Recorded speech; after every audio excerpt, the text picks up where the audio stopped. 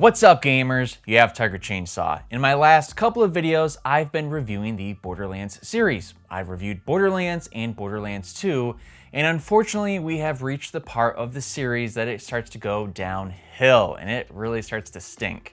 Now, this has happened to a couple franchises that I've enjoyed, particularly Assassin's Creed, Dragon Age. Those are some series that I used to really love, but I can't stand them anymore. And unfortunately, Borderlands goes into that category, but I'm gonna get into all of that with Borderlands The Pre Sequel that was released in 2014. Now, if you are a first-time viewer, or if you just haven't yet, go ahead and hit that sub button because it really helps my channel grow, and I've got tons of game reviews on my channel ranging from the 80s, the 90s, the early 2000s, all the way up to the PS5. So if you sub to this channel, you can catch all of those. Plus, I still have another Borderlands game that I am reviewing, and you don't want to miss that. All right, let's head to the moon and see why Borderlands The Pre Sequel kind of stinks.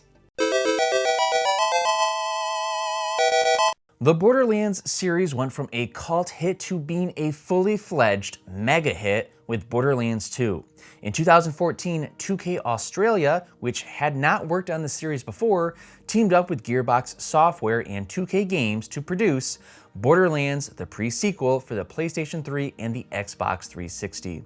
Would the series continue to soar to new heights, or should we send this Borderlands review back to the moon? Let's go ahead and start with the plot, but be warned, spoilers are ahead.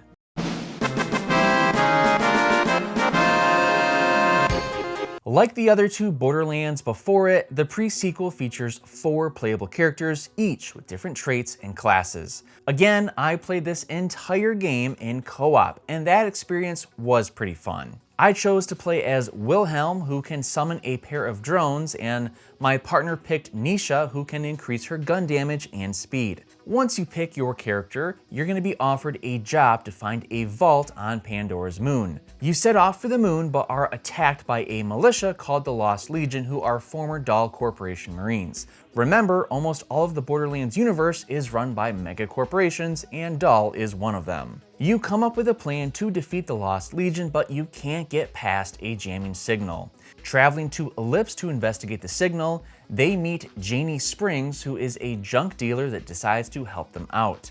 Meanwhile, there's this weird alien named Zarpedon who is after the Vault Hunters.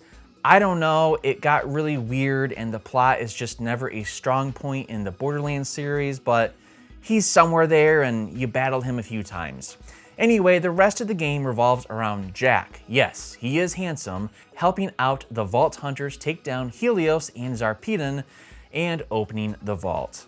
When the vault is opened, Jack enters it but finds nothing useful except for a vision of a warrior. The story arc revolves around handsome Jack and his downfall to become a truly evil villain.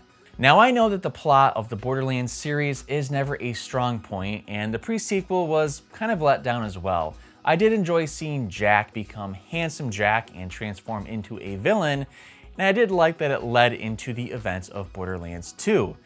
But overall, the pre-sequel just wasn't that exciting.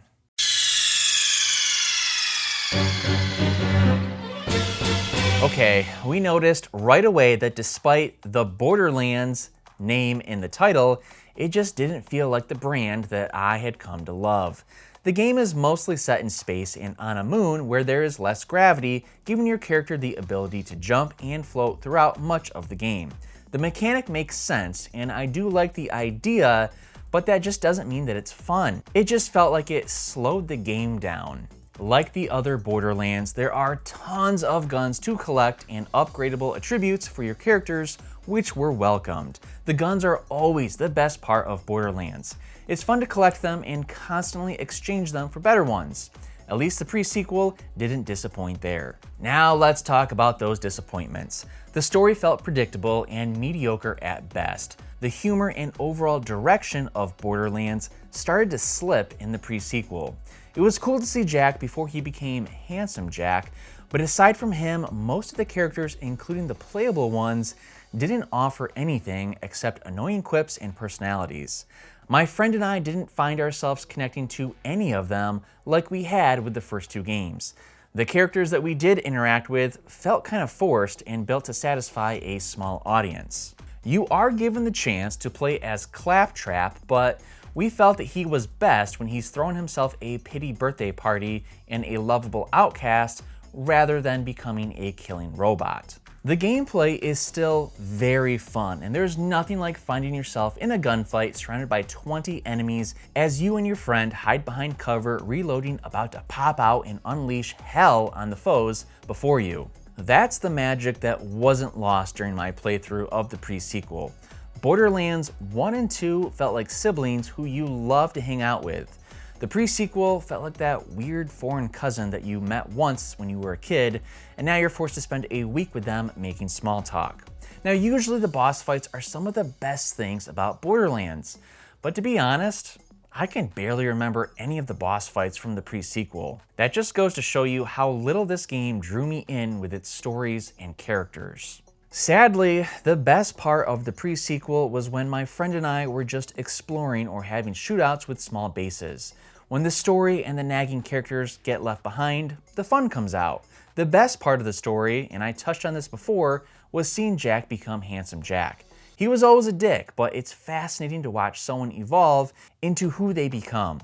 With Jack's story, you can even sympathize with him just a little bit, and I mean a tiny sliver. In conclusion, the pre-sequel was developed by a different company than the first two games. It feels like that. If this game came out before the first two, I'd probably give it a higher score, but with the brand on the line, 2K Australia took the series down under with disappointment. It's still very playable, but just don't go into the game thinking it will be like the first two, because it's not.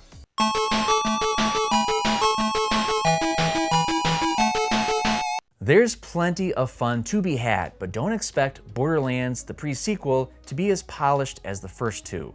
The game is not even essential to the story arc of the series, so you could skip this and still be fine playing Borderlands 1, 2, and 3. The characters are annoying, and the jumping mechanic is just not fun. Borderlands The Pre Sequel scores a 6.8 out of 10, making this an average game and making this one of the most disappointing games that I was excited to try out. Gamers, that was my review of Borderlands The Pre Sequel on the PS3 from 2014. Do you agree with me that the Borderlands series really started to slip at this point? Or if you loved this game, let me know in the comments below why you loved it, and let me know your favorite character or your favorite boss fight. To me, those were the most forgettable aspects of this game. While you're there, don't forget to like this video and subscribe to my channel because I've got tons of game reviews on it, including Borderlands 2 that's going to be coming up next. So if you haven't checked that out, go ahead and check out the best game in the Borderlands series. Gamers, thanks for watching, and make sure you play a video game today.